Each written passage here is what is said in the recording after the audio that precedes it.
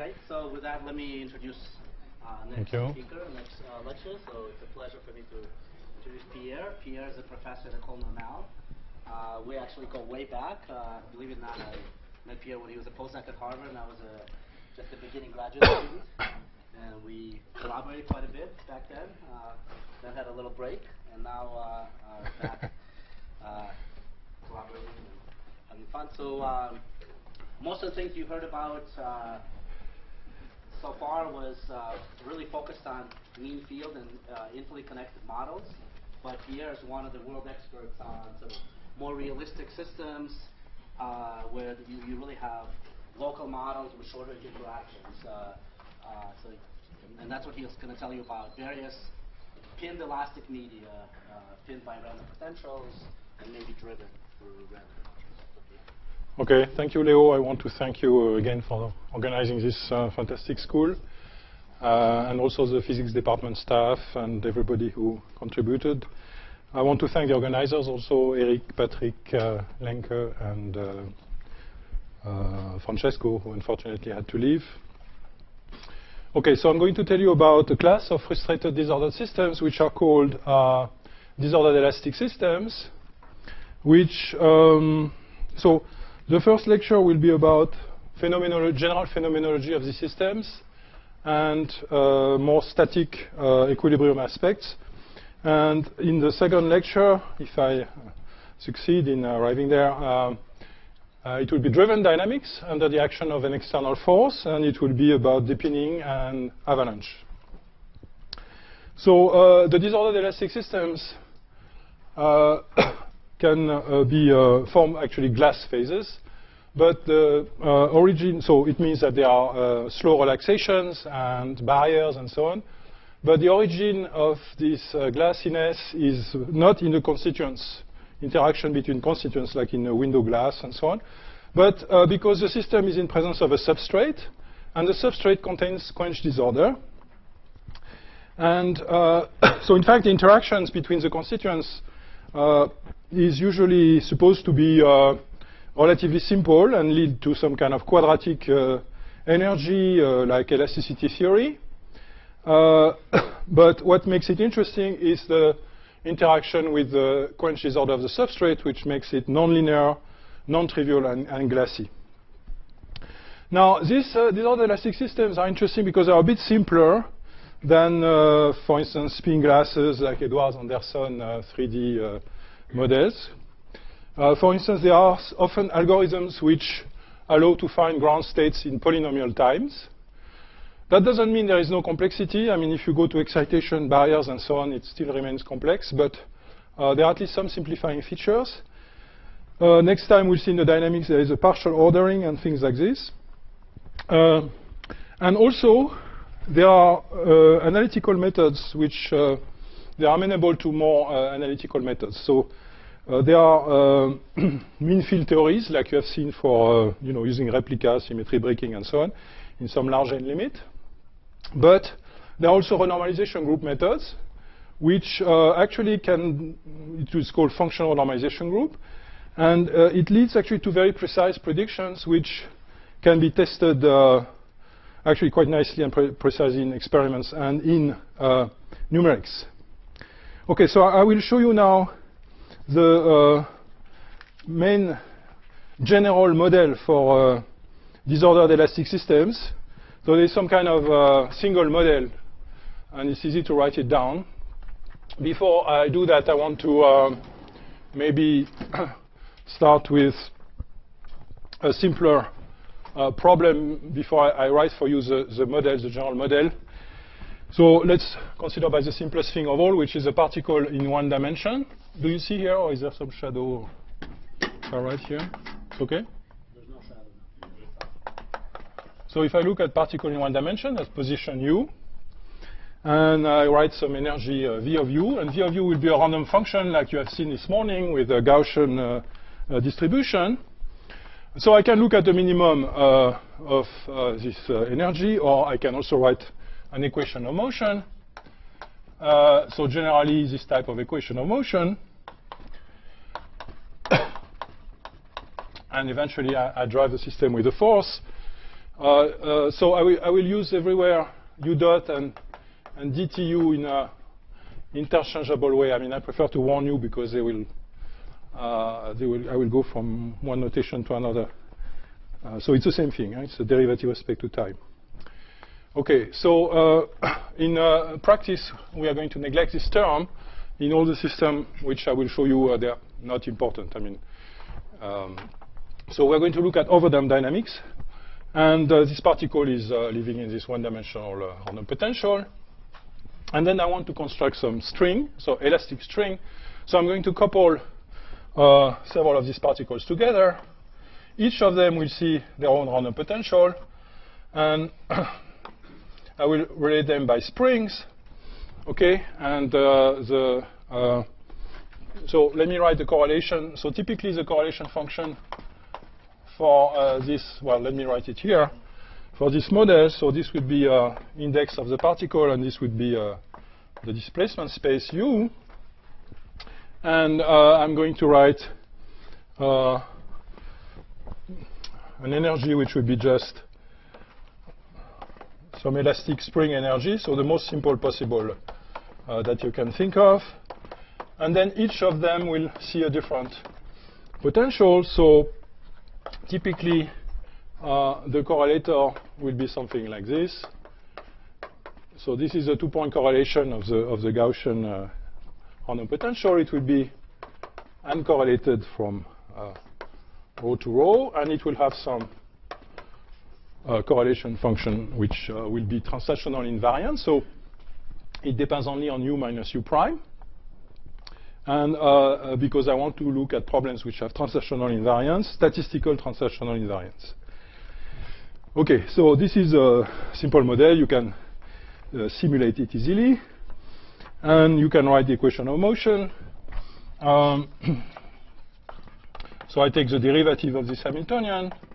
So these are all very simple things, but I prefer to start with that just so that you are not surprised by the more complicated general model. Okay, so you have typically some system like this. So this is a discrete in this direction and continuous in this direction. Okay, so the most general continuum model that you'd like to write, you want to go from this discrete to continuum description, and I'm going to write it here. So the universal continuum model for disordered elastic system, I have some energy functional, and so I will have some elastic term, which I will write symbolically like this, and then I have random potential, and from this discrete model you can see now what this means exactly. Okay, and I have a correlation function. So I'm going to suppose it Gaussian for now. I mean, at least I will write its second cumulant with this function R0. Okay. So so this is a coupling of the elastic object to the substrate. You see that it breaks translational invariance. So it's very different disorder from disorder you have when you have, for instance, polydispersed, let's imagine in 2 dimensions, some arrays, I mean some collection of polydispersed spheres which can interact. So there are local compression dilatation, so there's also some kind of quench disorder. But you can translate the whole system without energy cost, right? Here, you cannot do that. There is always a breaking of translational invariance. And this is what leads to pinning, which is what we're going to talk about today. So some general remarks. So first of all, I wrote this as, so this string, elastic string example was a simple scalar field, but this, of course, generalized to a vector field, which, So this will be called the internal dimension. So that's the internal dimension of the object. And this one has n component, large n component. So it's called embedding space dimension. And depending what you want to model, you have various situations. So for instance, n equal 1, which is what I will mostly focus on here, are interfaces. And they can be either a line, or they can be, so a line in 1 plus 1 dimension, or they can be, for instance, a 2-dimensional domain wall in a 3D Ising model. So then the coordinate would be x1, x2. So that would be d equal 2 and n equal 1. So that would be a height field. So this just be a height field. Okay. So the other simple case is d equal 1, which is a line.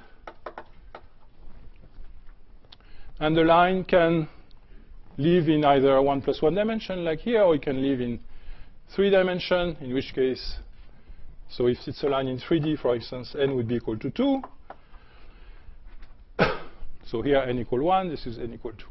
So of course, there are various situations. Okay, so that's the first point. So second point is elastic energy. So let me write it in Fourier space.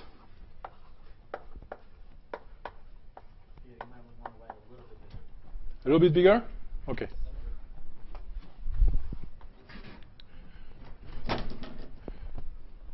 So this integral over Q means integral d dq over the 2 pi d. Okay.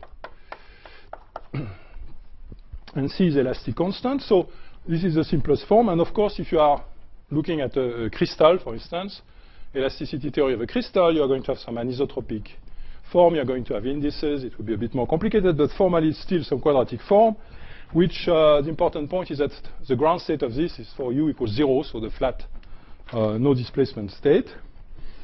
And very often in application, in experimental system, one actually finds an elasticity which is not q squared, but q to the alpha, which is long-range elasticity. So for instance, it occurs in magnets, magnetic domain walls if you have dipolar interactions. It occurs in contact line of fluids, as I will show you, because the contact line of a fluid, which is the edge of some droplet, if it moves, it will, of course, change the conformation of the fluid. So it will actually, the result will be some long-range elasticity. And usually in application, it's often alpha equal 1, which comes out in experiment. And in real space, of course, this translates into some long-range elasticity in decaying in real space. Also in fracture, in cracks, there is also alpha equal 1, and so on. Okay, so this is for the elasticity. And I want to just mention, since Leo is here and has worked a lot on this problem, that the elasticity can be sometimes, so usually the nonlinear elasticity, so higher order terms in expansion are not important, they are irrelevant. But sometimes it's not the case. For instance, in the case of the smectic, then you do have nonlinear terms which are important. So, but it's a peculiar case, but it happens sometimes. And Leo and John Turner had developed the theory of smectic plus disorder. But I'm not going to talk about it here. Okay, so now what about the disorder? Okay, so now you see that I have taken a delta function here, but some non-trivial function here. There is no way I can replace this by a delta function, because I would miss completely the physics of pinning. So in fact, I must, at the level of the starting model at least, assume that R0 is smooth with some characteristic scale, RF, which will play an important role in the pinning. Now this function can be either short range, this function R0 of u can be either short range or long range. If you have random bond, then it's short range. So that's random bond. Okay, or random field disorder, which corresponds to a case of long range. I will briefly explain this later. If you are dealing with a lattice, with a crystal, then this function R0 will actually be periodic with the periodicity of the crystal. The reason for that is quite simple. I mean, if you translate, of course, a crystal by lattice spacing, you should not change the energy. So you must have this condition. I mean, you can derive it from microscopic model. You will arrive at this theory. Okay, so this is what, over the years, I mean, this is a subject which is quite old. It started with Larkin and in the 70s. And this is a model, the theory of everything, if you want, which people have converged to, which models basically essentially all disordered elastic systems. So what is neglected here, of course, are things like overhangs, dislocations in a crystal, which would make this field not single-valued, or but in many applications, if it could be violated at small scale, but as long as it works at sufficiently large scale, then it will, up to some, of course, change in the coefficients, it will actually, this model will still work. Okay, so what do we want to do with this model? Well, we can study zero temperature, so the minimum of the energy. And then we are interested, of course, in the minimal energy configuration. How does it look like? As we will see, it's a rough self-affine configuration. And then we can also look at t equals 0 at the equation of motion. So let me just write it once and for all here. So again, it's just taking the derivative of this Hamiltonian. And it contains a random pinning force, which is also Gaussian, and which is just a derivative of this function, of this random potential. So I don't know if I can, okay, let me write it here. So f of xu is just minus du v of xu. And the correlator of this random Gaussian force will not be R0, but will be the second derivative, which I will call often delta. So delta is the correlator of the pinning force. We'll not use it too much today, but tomorrow we will. And eventually I can drive this with some external force. Okay. So now I can show some experiments to make it a bit more concrete. So let me... Okay, so what am I supposed to do?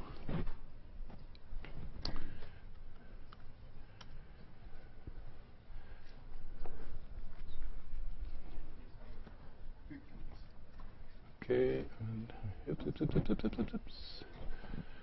okay, so this is Leo, no? Something, it's normal? Huh? This Colorado, or? I have to do something? You may close the presentation and open it again. Close open? No. You should mirror the screen, actually. Mirror screen, yeah. So I have to go to... where do I have to go? I'm not sure that Apple actually.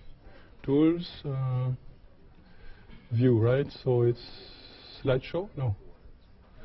No, it's in this, okay, it's the settings. Okay, yes, sorry, it's here. System preference, sorry. Should have done it before, but displays, okay. So it's, mirror, what is it? Management? Yeah, mirror displays. Yes, okay. It doesn't want to let me. Okay. Fantastic. Thank you. Sure. Okay, so now I can. Okay, so this is an experiment which was done in Orsay. Is there a stick or something?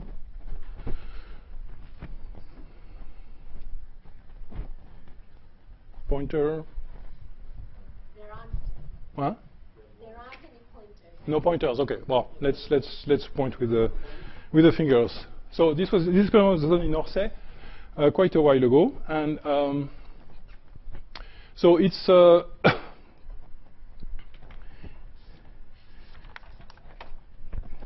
it's an experiment on a very thin film of ferromagnetic thin film of cobalt. So it has Ising anisotropy, so it means that the spins are pointing up or down of the plane. And with magneto-optics technique, you can image the domains, the magnetic domains of plus or minus. So here you have, you can see the a domain wall at two different positions. So in between, what happened is that they have increased the field, and the domain wall has moved from this position to this position. And what you can see on this picture already is that this is rough. Okay, so the surface of the domain wall is rough. So it means that there is quench disorder in the system. And in fact, they know exactly what quench disorder it is, or at least they have some idea, because they can. They found that there are actually small terraces of nanometer scales, 10 nanometer, on the top of the sample. And this terrace induce some kind of random bond, short-range disorder for the interface. Okay? Okay, thank you. And okay, the other thing you can see is that the system is pinned because you have increased the field and it has stopped somewhere. So there is a pinning, and at the same time there is some roughness. Okay, so I have a question for you. Okay.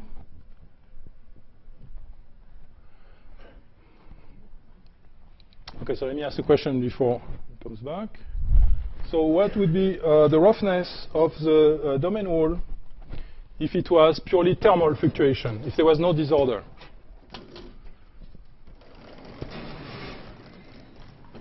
Okay, so I'll let you think about it and you tell me. Let me go to the next. Does this work? No. Okay, so oops. Yeah, so they measure the roughness by looking at the deformation as a function of the distance along the domain wall, x, L. And they find some exponent, roughness exponent. So this is a plot of the 2 times zeta. So the roughness exponent is zeta, and this is 2 zeta. And you can see, okay, so these are very honest experimentalists who show their raw data. But if you average this, they give something like 0.69 plus minus. Okay, so they are a bit cautious, but they give this value for zeta from the roughness exponent. Okay, so do you know now what is the roughness if it was thermal fluctuation?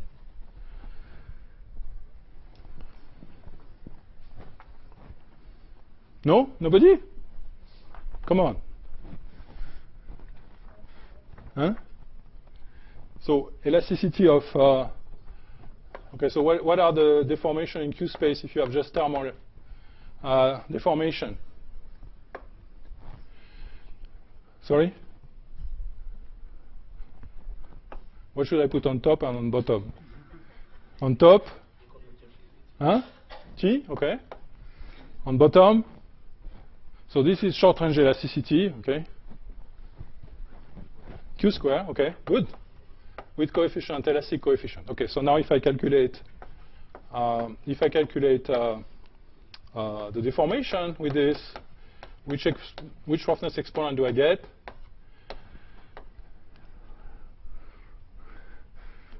Huh? Okay, so I get, of course, so it's a line, huh? So I just get proportional to x, right? So I get zeta is 1/2, okay? So if it was thermal fluctuation, it would be 1/2. So this is larger. So the fact that it's larger is because the line, the domain wall, wants to find favorable spots in a random potential and will extend to find them. And of course, there is competition between this and the cost of the elastic deformation. Okay, so next thing is dynamics. So they now increase the magnetic field significantly, and they draw the velocity force characteristics. And you can see that the critical, this axis is like the force. The applied force is the applied field, but it's translated into a force on the domain wall. And you see that you have some threshold. Okay. So now this is bringing us to the general phenomenology of the disordered elastic system. So let me write it here.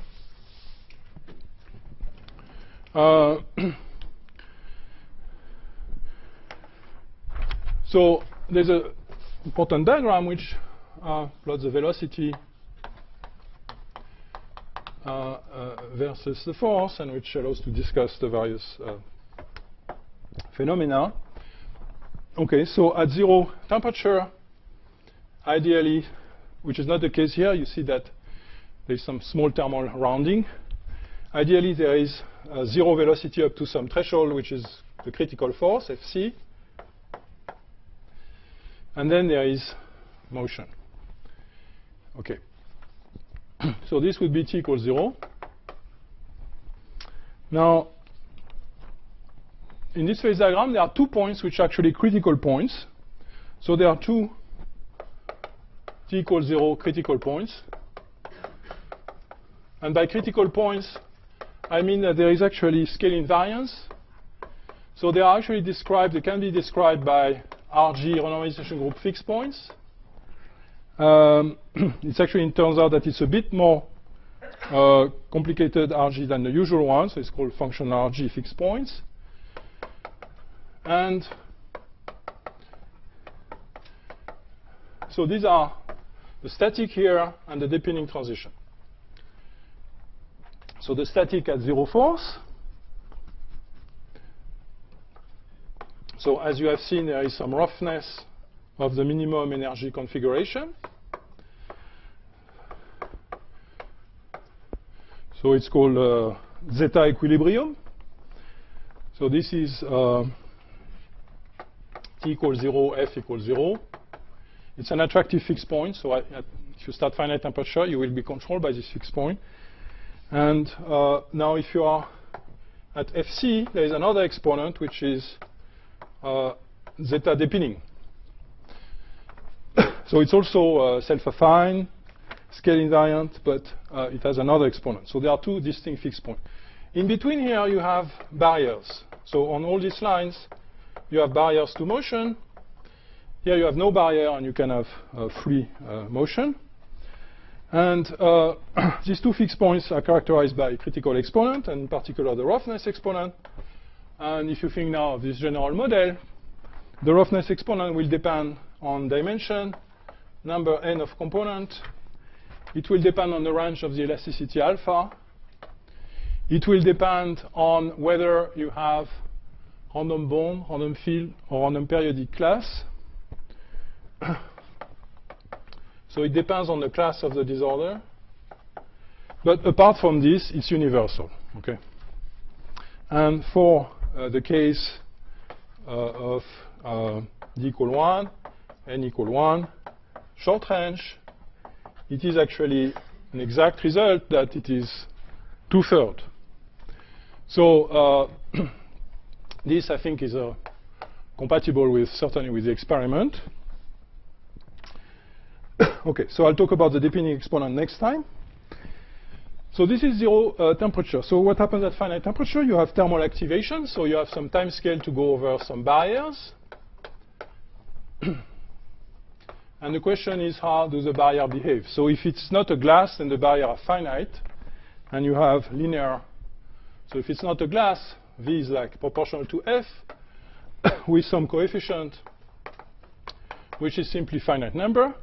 But this is not the case here. Here the barriers depends on the force which is applied, and they grow like a power law of the force. So there is this law. So there is some characteristic barrier scale, and then there is this divergence when F goes to 0. So here the barriers are very large, and the resulting velocity force is extremely nonlinear in that region, and this is called creep. Okay. So the velocity which comes out, velocity force, will be something like F or V0, let's say.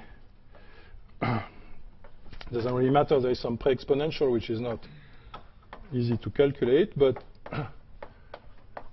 typically you have the exponential of 1 over F to the mu, so it's extremely nonlinear. There is no linear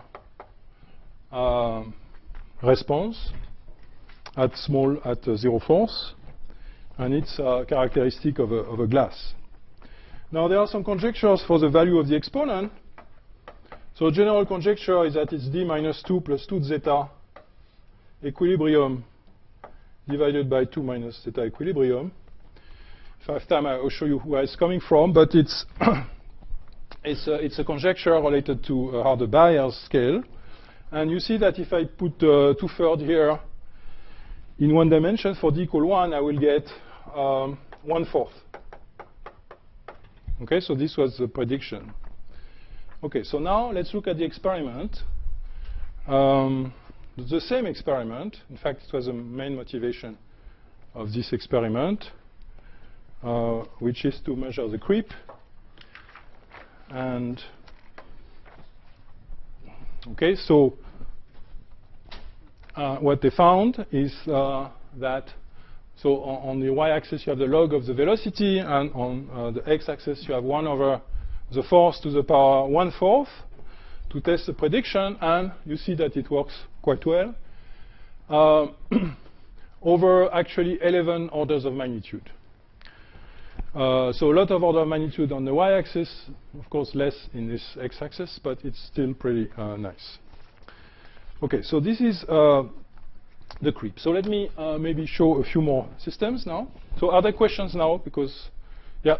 You mentioned it's a functional algebraic fixed point. What do you actually mean? It's fixed Okay, it point. will come slowly. It will come slowly. I cannot tell you now, but it will a little bit today, probably mostly tomorrow. But not in details, because this will take much more than 2 lectures. Fast tomorrow. No, it will be slow. But the information will be small, but the rate will be slow. Okay, so some more examples. There's another question. Yeah. You said there is random form within the random periodic classes. Yeah. You write down there SR. Sorry, so SR means short range disorder. Short range correlated disorder. This is long range correlated disorder. It happens in random field system, and this happens in random bond system. I will show it how. I will show in 5 minutes. Random periodic has periodic disorder. So in some sense, it's long range because the function extends to an infinite range, if you want. Okay, so let me show some more examples. So this is the example of wetting, which was done in Rollet, Etienne Rollet's group at École Normale. And you have a fluid which is relatively viscous, which you have in a reservoir. You increase the level of the reservoir, and the fluid is climbing on a glass plate. There are some defects, which you can actually lithography if you want. And you look at the contact line. Okay, so the contact line is moving, and you have separates the dry, so you can look at it by microscopy, separate the dry substrate from the wetted part here. And it has several characteristics in these experiments, which are different from the magnetic one that I showed you. So the first one is that you are not in equilibrium. It's actually depinning. It's very difficult to get this at equilibrium. I'm not sure exactly why, probably because disorder is always at very short scale important. So you are actually close to a depinning situation. You are off equilibrium. That's the first thing. The dynamics is overdamped because you have viscous liquid, so that they have checked very carefully. So the model I show you of dynamics will apply, and next time we'll see that they're actually avalanche. The elasticity is long range, as I explained before. And the last thing is that the disorder is actually not short range in that case. Can anybody tell me why? So you're actually, in case of long range disorder, in that experiment. So the reason is that there are 2 phases, wet and dry, and they have different free energies on the surface, and that will I will show you in 5 minutes, but that is a situation where the correlation of disorder actually are long range. I will show you how it works. Okay, so let me move on a few more examples. So next example, I think, is vortex lattice. So as you know, if you have a type 2 superconductor, you increase the magnetic field. The magnetic field can penetrate the superconductors in the form of tubes, which are vortex lines, which have some thickness xi, which is coherence length of the superconductor. And they repel each other, so there are many parallel vortex lines aligned with the external field, and they form Abrikosov vortex lattice. Okay.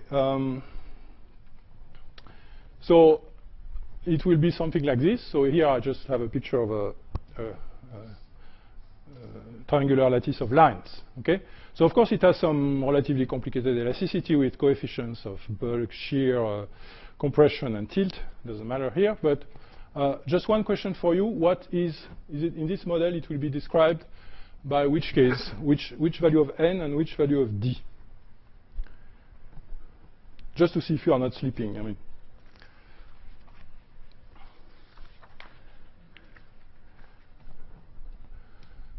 D equal what? 2? Wow.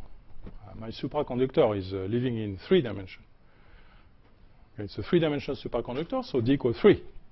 And N? You may want to point where. Sorry? Where you define N.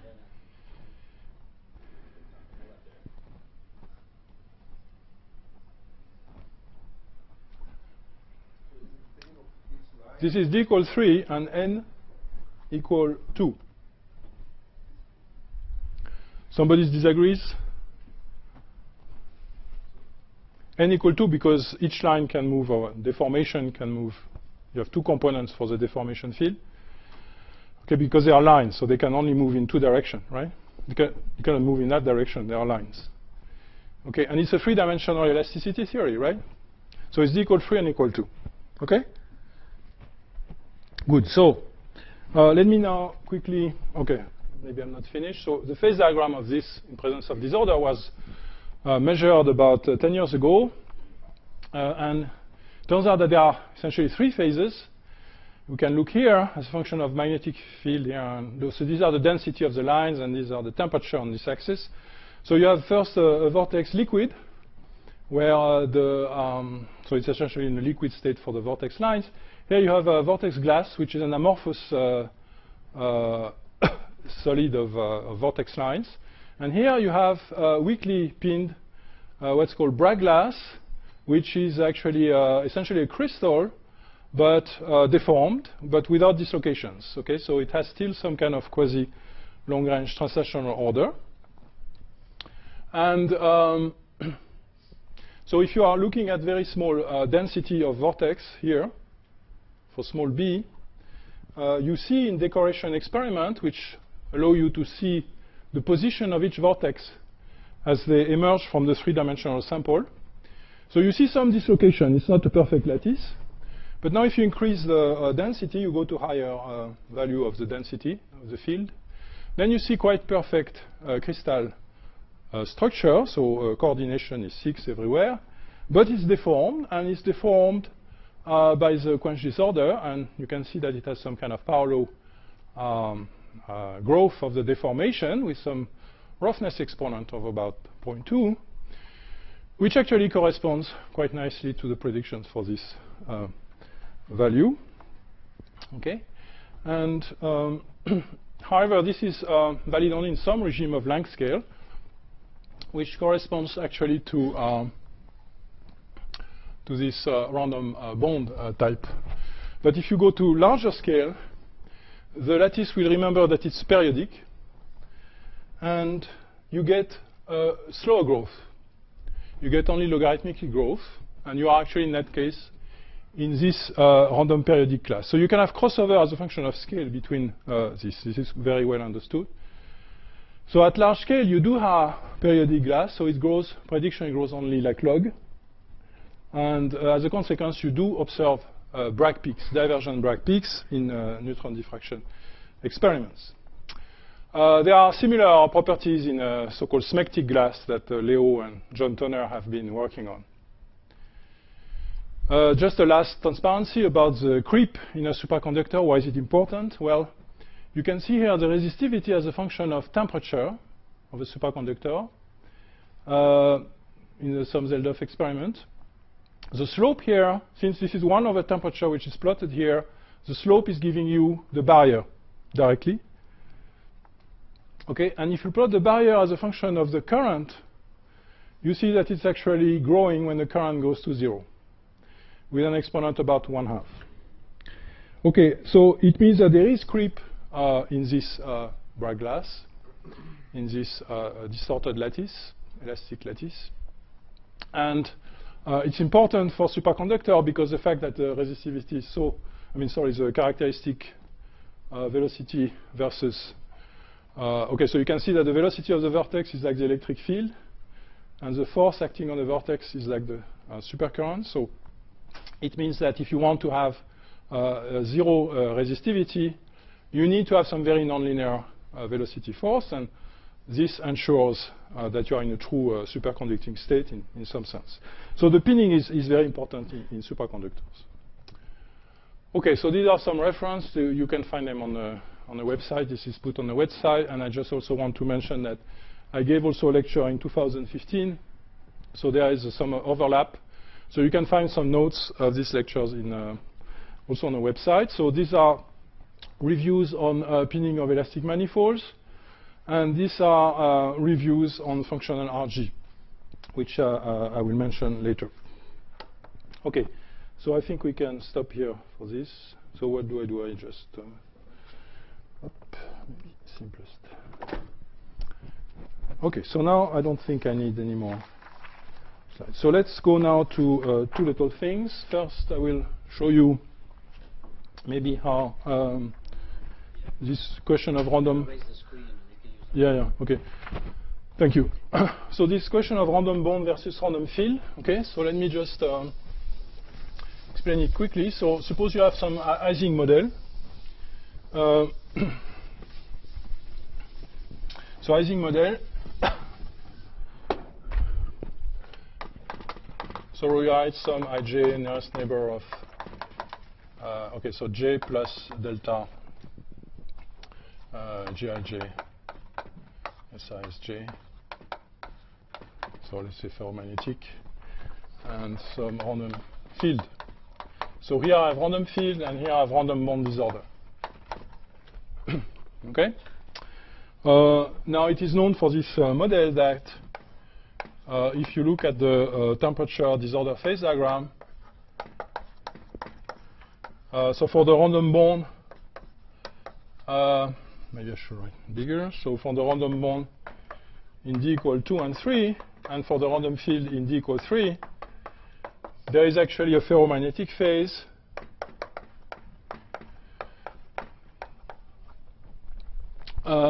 And in this phase, you can ask about the behavior of the domain walls. So if you make a little plot like this, where you just to fix the idea, you have 3 boundary conditions here, plus and minus. So you force 1 domain wall in the system. So then it will there will be at least 1 domain wall.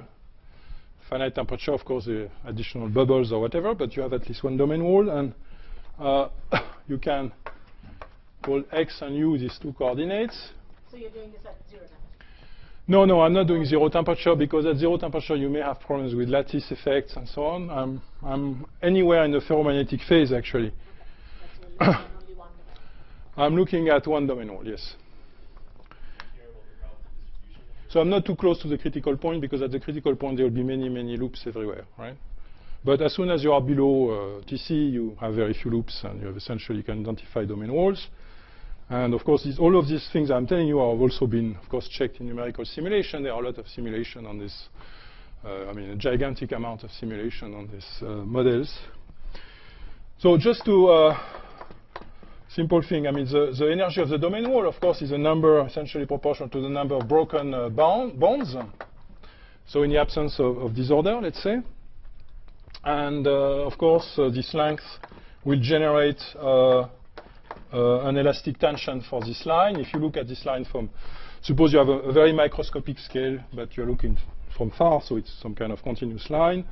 and then you just write its energy as being proportional to its length, which of course give you by expansion some quadratic term. Okay. Okay. Bon.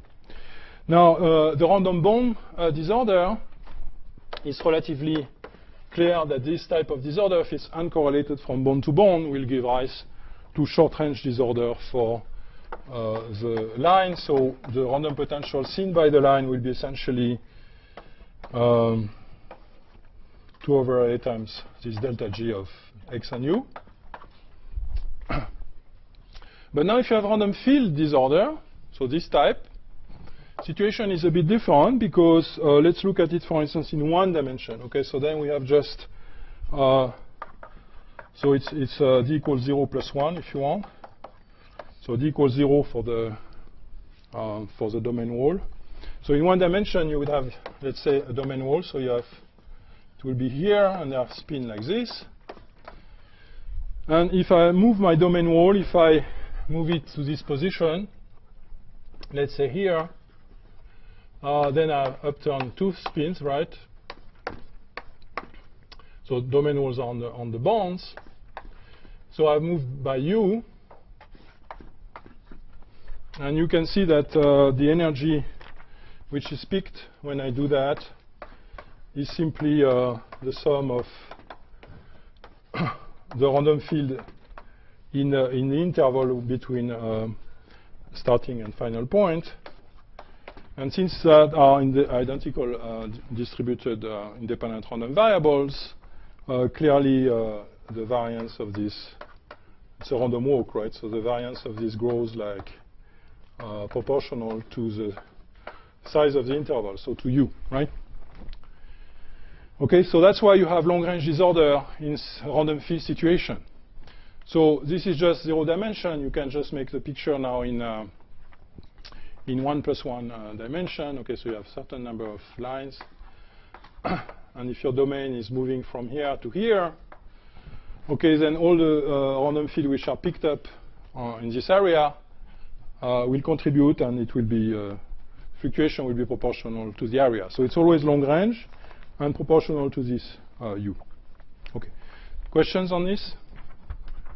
So this is just to show you how long-range disorder can appear quite naturally in this type of system. So now I'm going to see if there are no more questions. No question? Question? Goes as what? In D dimensions, it goes as what? Sorry? In D dimensions, it will go as what? Same. Variance will Yeah. go as just U. Yeah. Okay, so I'm going to tell you now about pinning and depinning. So no question about this? So this was basically the model and some physical motivation from experiments. Okay. So now, phenomenon of pinning and depinning. So this is the theory of Larkin-Ovshinnikov, which goes back from 1980, which is quite qualitative, but really picks the correct physics. I mean, it's quite amazing actually how. Because it's actually confirmed by more sophisticated method. Okay, so... You just mentioned that these are all picked from Gaussian distributions, Bayesian and... Sorry? Yeah, they are picked up from, it doesn't really matter which distribution, but they are independent, that's what's important. Well, okay, they don't have tails and yeah, so I don't have tails, I don't have heavy tails in this because the physics can change, but it's also interesting to study. And Gérard actually has worked a lot on these heavy tails in the system. Okay, it's a difficult problem. Okay, so if you have a periodic potential, the notion of critical force is essentially trivial. So suppose you have something which is just sine of U. Okay, so then you have a particle which wants to move in this. Okay, and clearly the motion can occur only if the force is bigger than the amplitude of the cosine, which is the maximum force which the disorder can, the cosine can give you. So that's trivial example. Now let's trivial example what happens if V of xu is random. Okay, so I have a question for you. Suppose you have a very rigid line So infinite rigidity, so completely uncooked spaghetti, and you put it in random potential. So there are impurities. Okay. What is the critical force?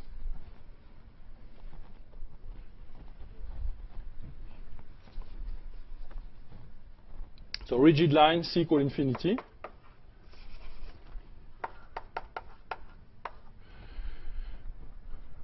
What is the deepening threshold? It should be simple to compute.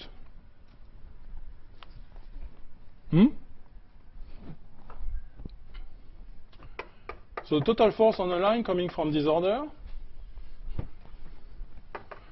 is just, what's the critical force? Ah, come on. Sorry? Is any derivative of V? Yeah, so derivative of V can come in the calculation, but here it's really very, very simple question. I mean, it's okay. So critical force. So let's look at it. So the disorder, the force which is acting on the line, you can write it as a sum of some integral of the derivative, as you said.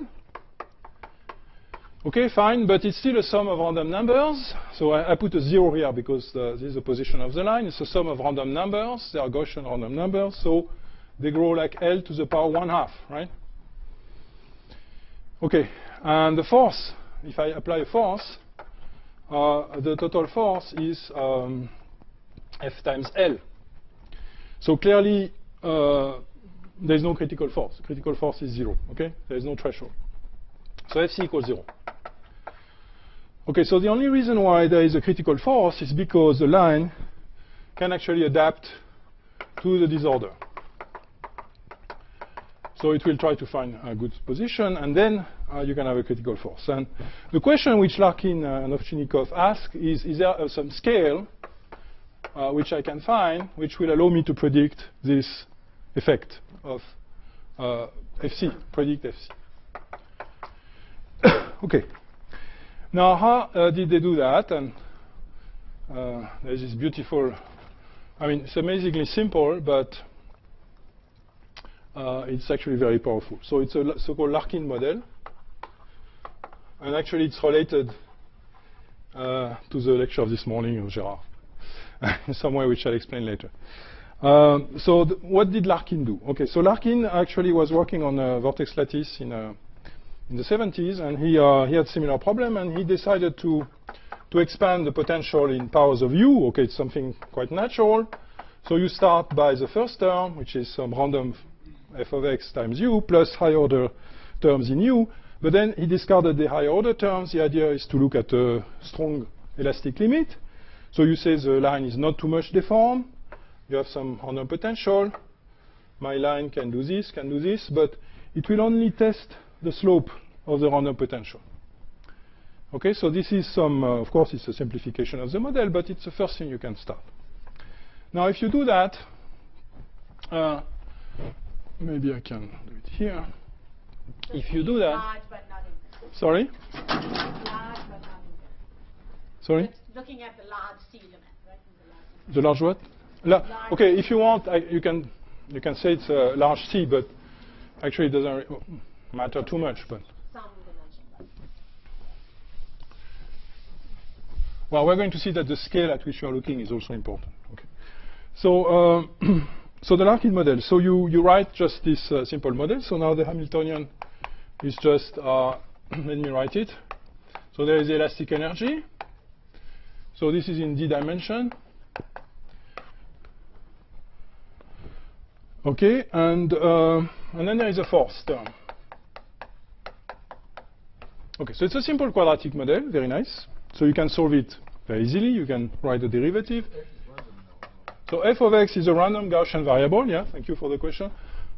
Let me write it here. So f of x, of course, is a derivative of v. So its correlator is related to the one of v. It's a Gaussian random variable. Let me call it w. And w, as you can see easily, is just the second derivative of this R0 function at 0, right? Which I can also call delta 0. Okay. So it's just the derivative of this function. Okay? So you write the equation of motion, equation of equilibrium, and you find the minimum energy configuration, which is determined by a simple equation, which you can solve in Fourier space. And in Fourier space, you find that UQ is FQ over CQ square, where FQ is delta Q minus Q prime W. Okay, so it's really simple. There's obviously a single minimum, so there's a unique minimum in this model. So it's not a complex model in the sense of Girard, of course. And you calculate the correlation function from there. In fact, I can even solve it at finite temperature because I can rewrite this as some constant plus integral ddx C over 2 times gradient of u minus u0 square. Okay, so just a rewriting. Since it's completely quadratic and linear, it's easy to do that. So in fact, I can even look at the thermal correlation. So what I get from what I wrote here is, of course, I get UQ. So these are the thermal average, which are then disorder average. So if I look at 0 temperature, to simplify, these are just the correlation of this U0. So it's just U0Q prime. And it's just the square of this, right? So it will be, I just take the product of two of them and I use this. So I get W over C square Q4, okay?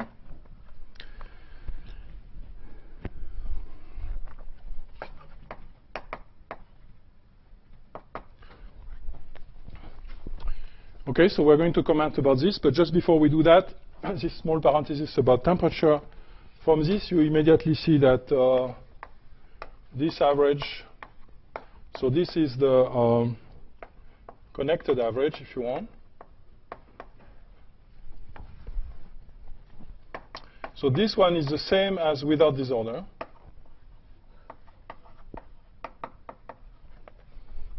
Okay, so it's the average where you subtract the average in each realization. Okay, and this one has only Q square. I'm just coming from this rewriting. This guy is just U0 essentially, when temperature goes to 0. Now this turns out to be an exact relation, which is even true for the model which is there. I will mention it later. So this is in Larkin model, but it's actually exact even for the full model. And it comes from a symmetry of this model, which I'll mention later, which is called statistical symmetry. Okay, but let's go and look how the ground state is changed, okay? So what you find from here is that if you look now at the deformation of the ground state, and we call this B of x, you find that it's, okay, so let's do it. So it's 2W over C square, integral over Q, so it's ddq. 1 minus cosine Q, and then there is a 1 over Q4. Okay, so the 1 over Q4 is telling you that above 4 dimension, this integral is finite, proportional to some power of the ultraviolet cutoff, the lattice cutoff, if you want. But below 4 dimension, this is going like x to the power of 4 minus d, which means there is a roughness exponent, the Larkin roughness exponent, which is 4 minus d over 2. Okay, very nice. So from this, this actually Larkin did it for the superconductor, and he just concluded that below 4 dimension, the Abrikosov lattice should be unstable, so should be destroyed. It doesn't say to what, unstable to what, of course. We know now that it's to this Bragg glass phase and so on, or vortex glass. But it shows that the upper critical dimension of the problem is 4. So 4 is a special dimension in the problem. And if you had the same calculation with long-range elasticity, alpha equal 1, you'll get, so this is a short-range elasticity. If you have long-range elasticity alpha equal 1, then it's 2. Okay, so if you are, for instance, if you look at a line in one dimension, then you're not that far from the hypercritical dimension. And if you look at the surface of in dry friction, solid friction, you look at surface of a solid, then you are exactly at the hypercritical dimension for long-range elasticity. Okay, so this identifies the hypercritical dimension below which the disorder is relevant and changes the property of the system. Okay, so this is a very naive model. So is it correct or not? And the answer is that it's correct up to some scale. So for instance, so the criterion for this scale, of course, is that you want to approximate the potential by slope. And this is going to be true only, of course, if the deformation are smaller than this length RF, which I define here, which is a correlation length of, well, it's not the correlation length. It's the scale at which the potential is smooth.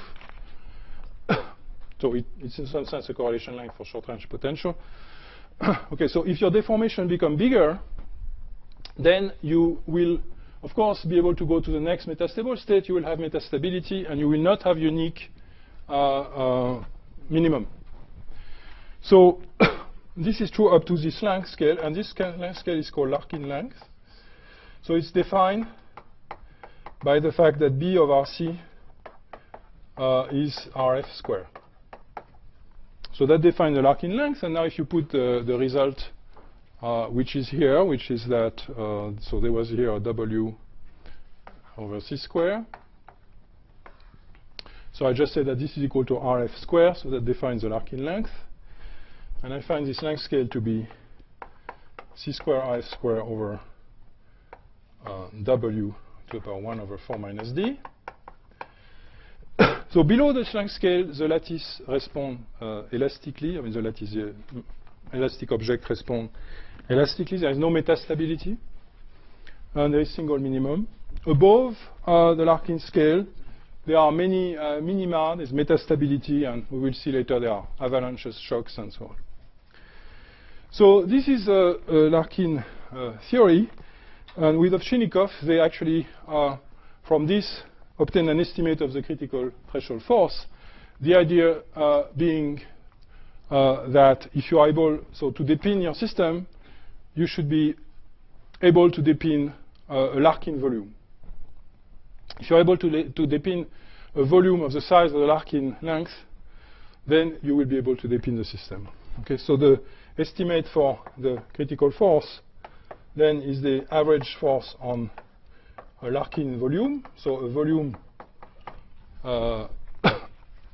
which is of the size of the Larkin length. So these are random numbers, so this will give you RC to the power D over 2 times square root of W, and so this is W square root WRC D over 2. These are uncorrelated numbers. So at the end of the day, you can rewrite this with this parameter RC, and you get this expression for the critical force, which is valid in any dimension, which is as a function of the Larkin length. Okay. So this is Larkin-Ovchinnikov theory, and it has been very, very successful for pleading even, for instance, in superconductor, in predicting the dependence of the critical threshold force as a function of the various parameters. Okay, so for instance, elastic constant, the microscopic scale, and so on. But Pierre, this is in how many dimensions? Any dimension. But D less than 4? Yeah, this relation is very any dimension, but the Larkin length is defined like this. And you see that if the disorder is weak, W is small, then this Larkin length can be quite large. And this is called the collective pinning theory. Okay, so it means that there is a collective effect of a big chunk of lattice or of elastic manifold, which interact with the disorder. Okay, so there are some people here who like replica, so I will write some replica now. So there is a way to write the problem using replica, of course. I'm not going to use it in detail, but just to show you. So you can write the partition function of this energy for the disordered elastic system, this Hamiltonian here, okay? And then you can write the moments of this partition function. And of course, I'm not going to do this in detail here, but just to show you, then what you do is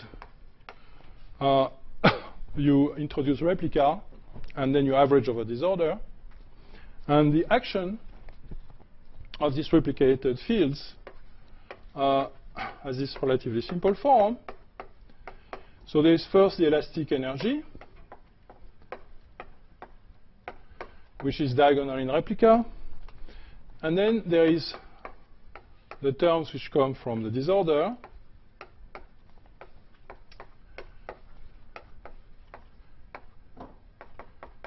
So the subscript 0 here is because it's a bare disorder. Later it will be renormalized, but at this stage it's the bare disorder of the original model. Okay, so this is the model, and you see that the disorder induce. So this is a very simple exercise to derive this. The disorder induce an interaction, attractive interaction between replica, which is embodied in this function R0. Okay, so it's a very nonlinear problem. It's of course difficult. And what the Larkin model does is start the expansion of this function. Okay, so you start by writing that it's equal to this. Okay, and this actually, if you just keep this term, it's totally equivalent to the Larkin model. And again, for people who like replica, it's a very simple exercise. You have a quadratic form. It's completely quadratic, right? If you do that, you inverse it in replica, you take n to 0, and so on. You recover exactly all the results of the Larkin model, which you can obtain directly like this. But of course, then of course you can ask about higher order terms. Okay. Okay. So so there'll be a 4th order term. There will be 6th order term, 8th order term, and so on. Okay. And there are several things which happen. First of all, so you can ask whether these terms are relevant. So you start from the Larkin model, and you can ask whether this term, if I do perturbation theory, they are relevant or not. So first thing is that by power counting, you find that they are all relevant, all the powers below the upper critical dimension. And so it's not like a field theory for magnetic ON model, for instance, where only the 5-4 interaction is relevant. Here, all of them have the same relevance between 4 dimensions. So you need to put them into a function, and you need to look at the flow of this function. Okay, and this is what the function RG does. Okay, but it's not that simple. Okay, so it looks like you can try to write recursion relation for all these coupling constants.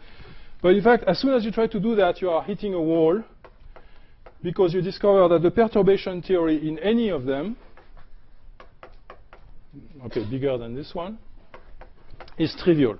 So you calculate any correlation you want to any order in its derivatives, and you find that the answer is exactly Larkin model. Okay? So it's not that easy, and the reason for that is essentially it's Morse theory. Okay, so I don't know if I can explain this now, but you can actually, what the Larkin model, okay, so let me make the statement like this. What the Larkin model does, and I'm explaining this just because this morning Gérard told you something, so I want to connect.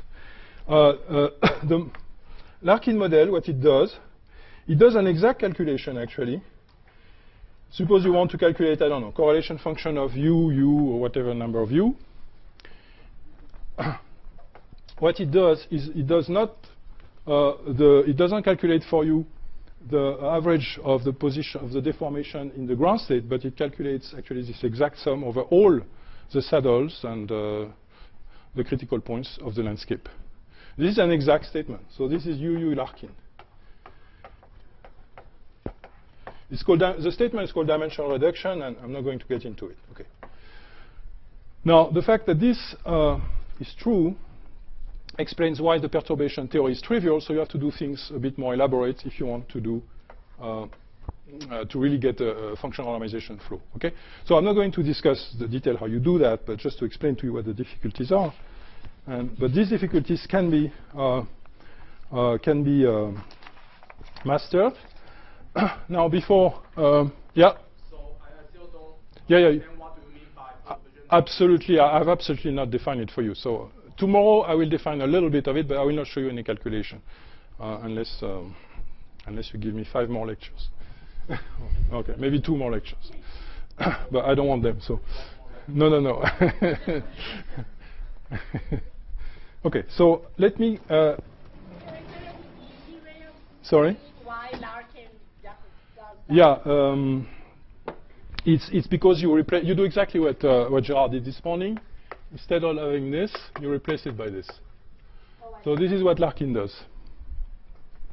I mean, he didn't know it at the time, I think, but so it's a very deep thing. I mean, it's not just just a stupid approximation, Larkin, but it's something very deep. Yeah. Okay. So now let's look what happens beyond this Larkin length. Okay. So I have only 20 minutes. Okay. So what happens beyond Larkin length? We know we are going to have take into account the true difficulty of the problem, which has metastability and so on. So let me tell you what people know, and yeah, let me tell you what is known. And okay, so I will not be able to justify much of it, but okay. So the first thing is we know that above this Larkin length, so larger scale, there are 2 critical exponents, which are the roughness exponent and the free energy fluctuation exponent. So roughness we have already defined. The free energy fluctuation exponent is telling you how much the ground state fluctuates. So this bar again, disorder average of a sample. So how much the energy of the ground state, which I call E0, fluctuates from sample to sample, and it fluctuates with an exponent theta. So that's the definition of the exponent. Now, L is the system size. Okay, the fact that it fluctuates so much, okay, so there are some jumps, of course, in reasoning, but is actually related to the fact that the temperature is irrelevant variable, and that is a 0 temperature fixed point. We'll be describing this system. Simply because if you look at, if you define the temperature at a given scale, like the ratio of the temperature by the typical energy difference between minima, then you get, of course, T over L theta. And it turns out that this is more elaborate renormalization group scheme. This is what you find. So the dimension of the temperature, if you want, is minus theta. And it will flow to 0. So practically it means that what happens is that you are going to be dominated by a ground state, so optimal configuration. Let's take the example of a string. But at finite temperature, if you look at a scale L, there will be some probability, typically the 1 or some number, that there will be another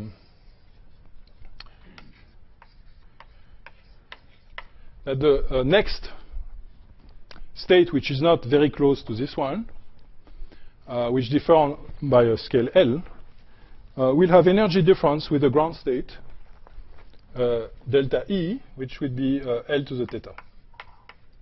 So it is telling you typically the energy of the excitations.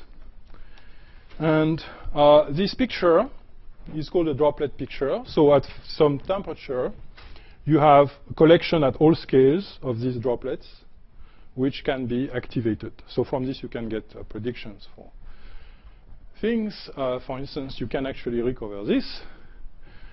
It's actually a strong constraint on the droplet picture. So if you look like, if you look at all the lowest possible states, the first one, the second one, like you do here, Is that a Poisson process here? Oh la, oh la. No, I mean, in finite dimension. Okay, so in the limit. Okay, so there's one limit which was studied by Mézard and Parisi of this model, which is n going to infinity. So this number of components going to infinity. Okay, in that limit, a little bit like you did this morning, one can do essentially replica, using isotropy and so on. It's very similar. Replica symmetry breaking solution. Then you can certainly ask the same question. And the answer is depends on D, also on exactly where you are in the dimension space, but the value of D and so on, range and so on. But the answer in that case is yes, there are some regime with one-step replica symmetry breaking, where presumably, but I don't know. Well, actually, no, I think for the particle, actually, Fyodorov, because the model is like the p-spin. For the particle, it's like the p-spin with arbitrary p. They identify, actually. But for the manifold, it's some extension of it. Would be interesting to look, actually. But OK, this is a phenomenology for infinite n. For just realistic finite dimensional realization, certainly in 1 + 1 dimension, this is true, and to some extent proved, I think. It's really dominated by a ground state, single ground state, with some small droplet excitations. OK, so this is the first thing. So the second thing, the questions on this? So second thing is that these exponents are not independent. And in fact, theta is related to the roughness exponent by this relation. And this comes from the statistical tilt symmetry. So statistical tilt symmetry. So let me explain what it is.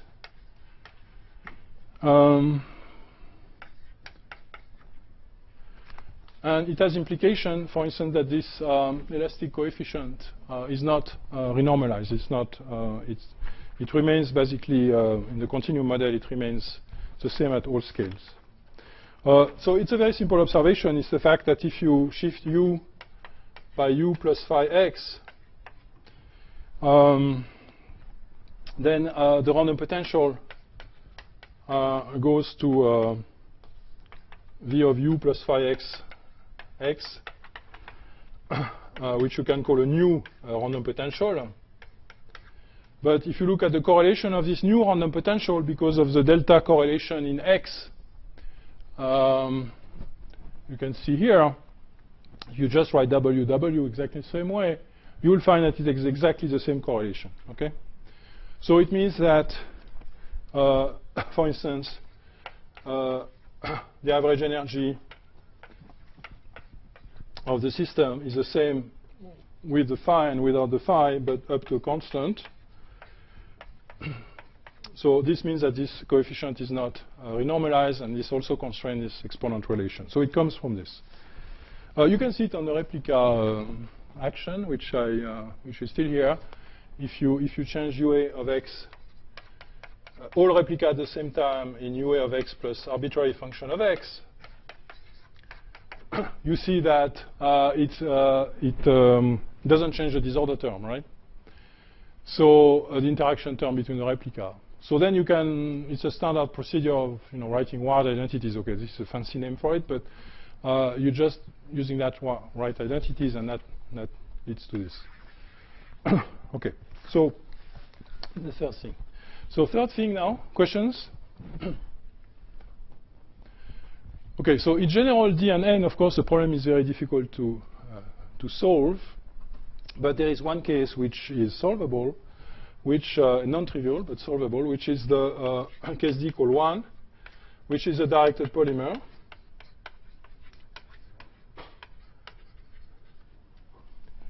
In one dimension. Okay, so that argument is an argument for C now renormalized. Yeah, but you can generalize it to. But then you use.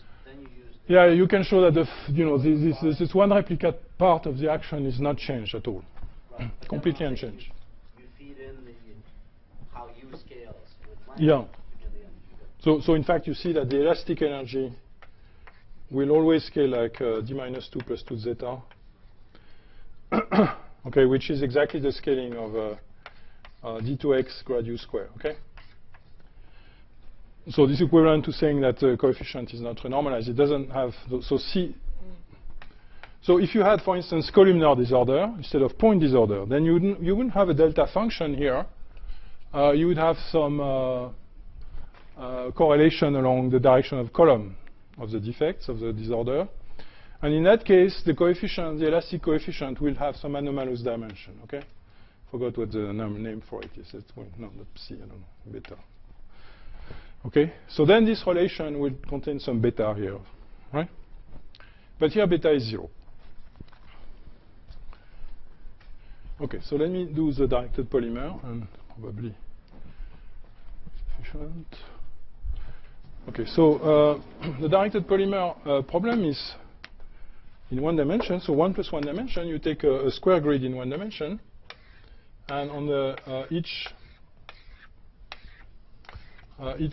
point on the square grid, you put some random variable vi, and you consider all paths which go from this point 0 to this point here, and you ask, so you define the energy of the path as the sum of the weights encountered at each site, and the energy is then the minimum. You look at the minimum, so it's a minimum over all paths of the sum over each path of these weights. Okay, so the weights are chosen once and for all by some distribution, some measure, and you ask what is the minimum energy path. Okay, so this problem can be solved by numerically easily by transfer matrix. If you know on each row, if you know here, here, here, here, the value of the minimum energy path from here to 0, then you can do the next row, right? It's just a transfer matrix algorithm. So in fact, in any dimension, you can write a transfer matrix thing, so you can solve it. You can calculate this energy very easily numerically. So now what is being found by, proved actually by Johansson around 2000. So Johansson looked at a model where the distribution of the V, okay, so one simpler case, okay, there are more possible distribution, but one of them is just exponential. And then, with positive way, positive. And then he can actually prove that the energy is a constant piece plus going linearly with the length. So sorry, x is that direction if you want, the length of the polymer. And this is u, displacement. So it grows like a linear part which is deterministic times x. So it's just an energy per unit length. Plus some fluctuation which grows with the exponent theta. And theta in that case is 1/3. And what's also very interesting is that the random variable which is here is actually the Tracy-Widom distribution, which describes the distribution of the largest eigenvalue of a GUE or Hermitian random matrix. Okay, so there is a connection to random matrix theory, which is a big subject in math and physics now. And there is also a connection with the KPZ equation and stochastic growth phenomena. So these are exact solution, exact results. You can think of the three energy.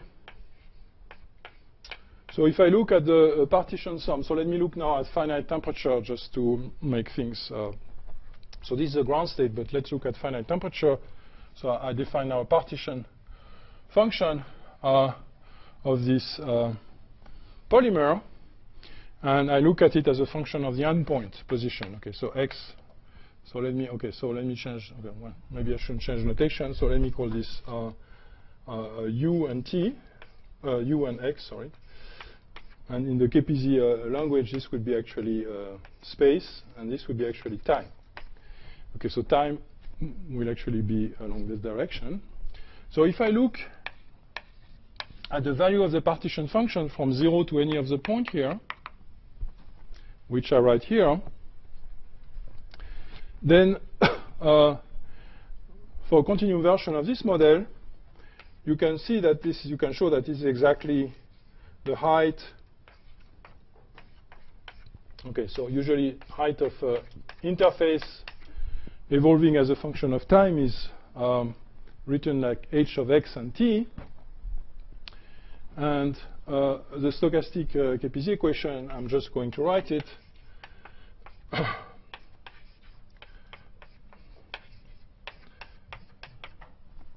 Okay, so in fact, this would be v of x and t. So you can show that for the case d equal 1 for the directed polymer, the way the free energy grows with the slice here with this x or time, if you want, in the direction, fictitious time, obeys exactly the Capizzi equation, which is an equation which tells you how an interface grows with a stochastic noise plus a nonlinearity. Okay, so I don't have time to say much more about it, but there are some very nice connection between the two problems, and I need to. Oh, okay, so let me quickly give you the so-called Flory estimate for this exponent. Yeah, so just to connect up, so the Tracy widow comes because of through the KTB connection?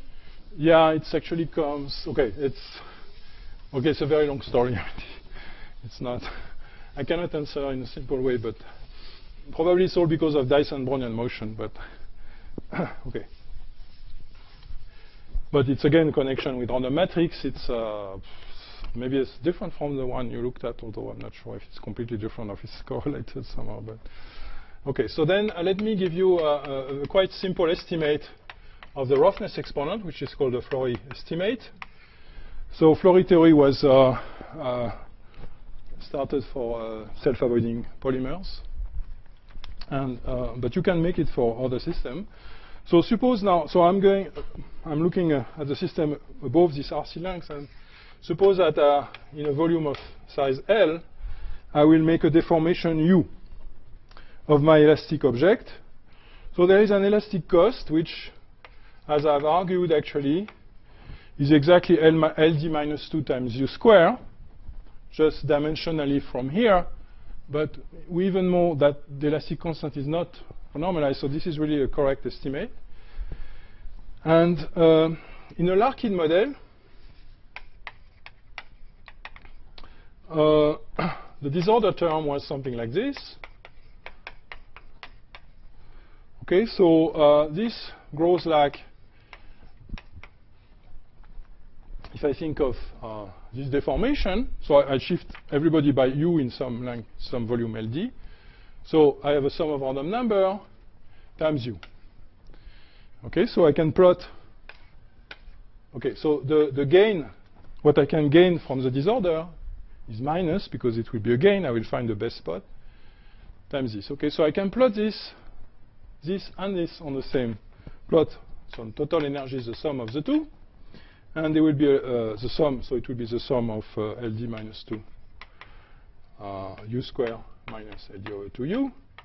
So if I plot this, I get something like this with a linear slope here, and I get somewhere an optimum configuration which corresponds to this Larkin, okay, which is D minus 2 over D 4 minus D over 2, just by balancing these two terms, okay, just at the minimum. So that's Larkin, and it goes too fast. Actually, there are a certain number of reasons which allow you to see that this is actually too fast and it's overestimation. And so let's look at the random field where one can make a better argument. So let's, in the random field case, if I shift everybody by U here, the energy change is something like this. So it goes from 0 to U. Okay, so this is just the energy difference before and after the deformation. So it's a random number. Let me calculate its variance.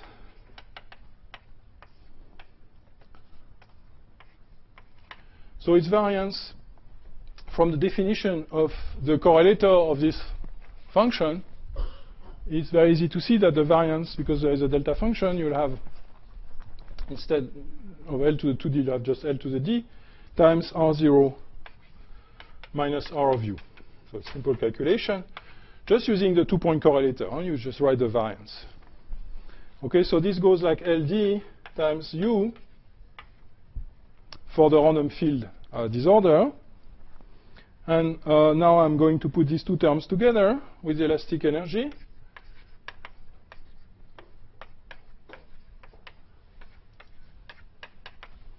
Okay, so it's different from Larkin. It has a slightly different dependency in U. It doesn't grow linearly with the displacement, but only it's about 1/2.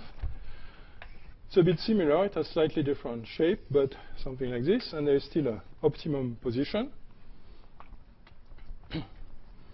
And now you find that U is like L 4 minus D over 3. So the exponent zeta of random field, so F means Flory, okay, is 4 minus D over 3.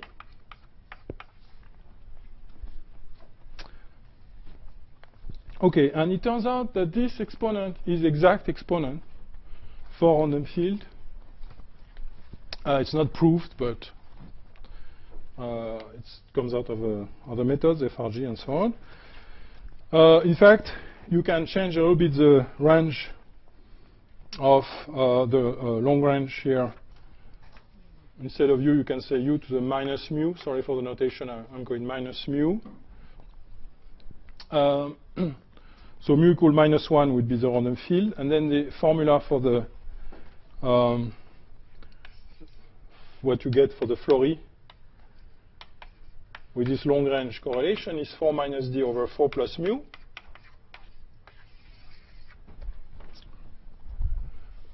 Okay? And it turns out that this is exact up to some critical mu. So if you look now at the short range case, so the short range correlation, short range means essentially like a delta function, at least dimensionally. Okay, so it's like 1 over U. So this is doing really dimensional analysis here. So that will correspond to mu equal 1. Okay, so you can write this like this, function of the range of the interaction. So the random field is here. And there is some critical mu c, which we don't know exactly where it is, but in the middle. And the Flory estimate is actually exact up to this mu c. And then you cross over to a short range value for zeta. So it's zeta short range now, which is non-trivial. So the Flory prediction for mu equal 1 for the short range, you see that it will give you 4 minus D over 3 for D equal, 4 minus D over 5 for mu equal -1, for mu equal 1.